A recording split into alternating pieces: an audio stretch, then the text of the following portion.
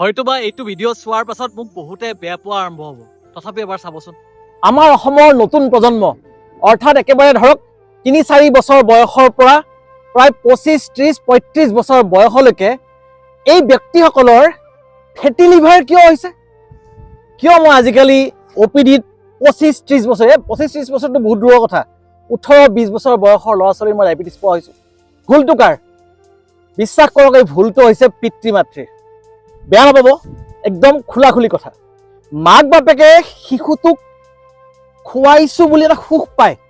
মানে আপুনি ঘৰত মাছ মাংস কণী শাক পাচলি চব্জি দালি খুৱাইছে, খুৱাওক, কিন্তু যে আপুনি টিফিনত কেক বান্ধি দিছে, এই যে পাস্তা এই নুডলছবিলাক দিছে, আৰু আপুনি ল'ৰাটো সোনকালে ওখ হ'ব, শকত হ'ব, ডাঙৰ হ'ব বুলি যে আপুনি যে এই নামবোৰ ল'ব নোৱাৰি আৰু এই যে পাউডাৰ পায় গাখীৰত মিক্স কৰি যে খুৱায়, এইবোৰ যে খুৱাই আছে, আপুনি জানেনে আপুনি ইচ্ছা কৰি সেই শিশুটোক বেমাৰত ভুগাই আছে?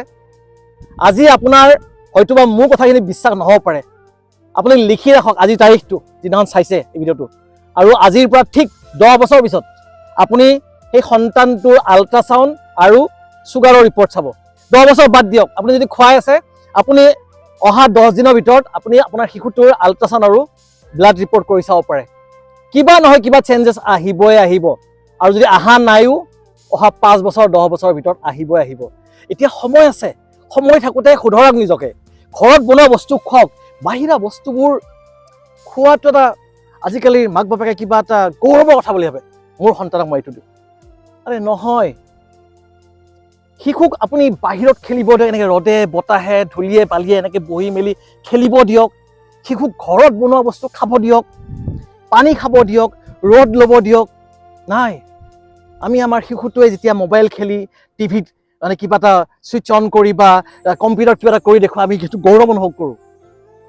আমাৰ শিশুটোৱে যেতিয়া একদম পূৰা টিফিনত দিয়া পাস্তা আৰু নুডলছখিনি খাই শেষ কৰি আহে, বিস্কুট কেক ভালকৈ খাই একদম পূৰা গাখীৰত জুবুৰিয়াই যেতিয়া আপুনি দিয়া সেই মিক্স কৰা পাউডাৰটো বেছিয়ে খায়, তেতিয়া আপুনি সুখ অনুভৱ কৰে। মোৰ কথাখিনি অলপ ৰাফ হৈছে, কিন্তু মই আপোনাক ভাল পাওঁ, মই আপোনাৰ সন্তানটোক ভাল পাওঁ, অসমীয়াক ভাল পাওঁ, অসমখন মোৰ, যেনেকৈ আপোনাৰ সেইখন মোৰ। অসমক ভাল পাওঁ কাৰণে মই আজি দিল্লীত আছোঁ, এই দিল্লীৰ চাকৰি এৰি মই অসমতে কাম কৰি আছোঁ মানুহৰ মাজে মাজে, আৰু প্ৰায় সকলোবোৰ কথা এনেকৈ বিনামূলীয়াকৈ দি আছোঁ। প্লিজ মোৰ কথা বিশ্বাস কৰক। শিশুটোক আপুনি শকত কৰি, বহুত মাক বাপেকৰ এটা দুখ, মোৰ শিশুটো বৰ ক্ষীণ। আৰে শিশুটো যদি খেলি আছে, জঁপিয়াই আছে, হাঁহি আছে, কান্দি আছে, তেতিয়াহ'লে আপোনাৰ শিশুটো ষ্ট্ৰং। শিশুটোক শকত কৰি কি কৰিব? এই যে দেৱোত্তম অসম, আপোনাৰ দেৱোত্তম অসমৰ মেট্ৰিক পাছ কৰাৰ সময়ত মোৰ চাগে বয়স মানে কি বুলি কয়, ওজন চাগে 38 নে কিবা আছিলে। এতিয়া কিবা দৌৰিব নোৱাৰোঁ, 25 কিলোমিটাৰ 30 কিলোমিটাৰ দেখোন মই নন ষ্টপ দৌৰিব পাৰোঁ।